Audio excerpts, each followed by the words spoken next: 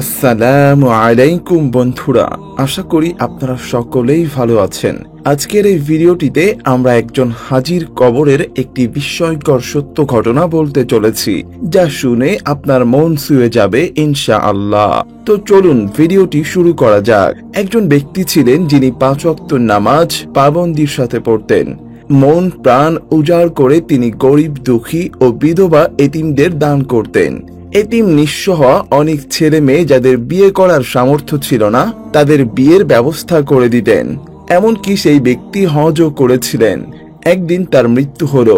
তিনি যেহেতু কথাবার্তা এবং আচার আচরণে অমায়িক ছিলেন, তাই মহল্লার সকলেই ওনাকে ভালোবাসতেন।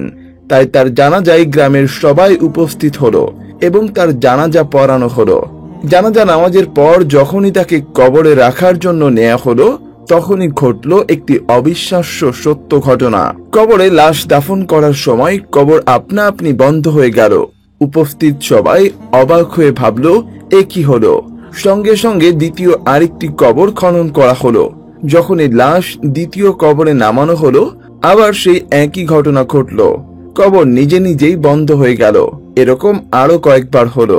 অবশেষে অনেক চেষ্টা করার পর লাশ কবরে দাফন করা হলো। কবরে লাশ দাফন করার পর সবাই তখন নিজ নিজ গন্তব্যের দিকে রওনা দিল। তখন কয়েক কদম হাঁটার পর তাদের মনে হলো যেন জমিন জোরে জোরে দুলছে। সকলে আশ্চর্য হয়ে পেছনে কবরের দিকে তাকালো। তাকিয়ে তারা যা দেখলো তাতে ভয়ে সবাই বেহুশ হয়ে যাওয়ার অবস্থা। ভয়ানক মর্মান্তিক দৃশ্য, যা তারা কল্পনাও করতে পারেননি। সবাই বিস্ফোরিত নয়নে দেখল কবরের মধ্যভাগ ফেটে 2 ভাগ হয়ে গেছে এবং সে ফাটল দিয়ে উত্তপ্ত আগুনের লেলিহান শিখা এবং ভয়ঙ্কর কালো ধোঁয়া বের হচ্ছে এবং কবরের ভেতর থেকে আত্মচিৎকার এবং ভয়ঙ্কর আওয়াজ আসছে, যা সবাই শুনছিল। এই ভয়ঙ্কর অবস্থা দেখে সবাই দৌড়ে পালিয়ে গেল।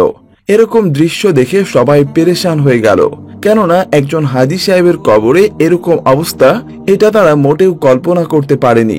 তাই ভাবলো হাজী সাহেব কত ভালো মানুষ ছিলেন, কত দয়ালু ছিলেন, কত বিনয়ী দানবীর। এই ভালো মানুষটির জীবনে এমন কি ছিল যার কারণে তার কবরে এমন ভয়ঙ্কর আযাব হচ্ছে।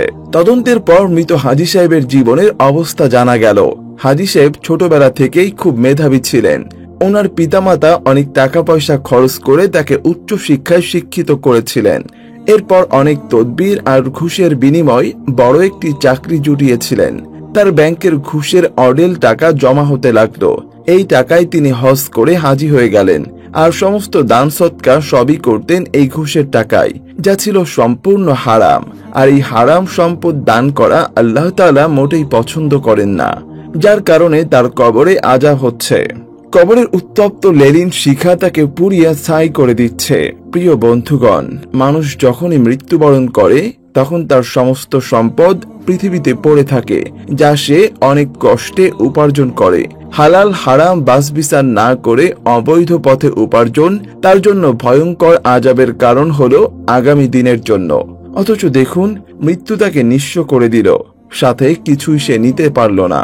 আর যদি কবরের সম্পদ সাথে নিতে পারত, তাহলে তো বরং সৌভাগ্যবান হিসেবে গণ্য হতো। তাই যত পারবেন আল্লাহর পথে দান করুন। অবশ্যই তা হালাল পথে উপার্জিত হতে হবে, কেননা হারাম সম্পদ দান করা ইসলামিক সম্পূর্ণ নিষিদ্ধ।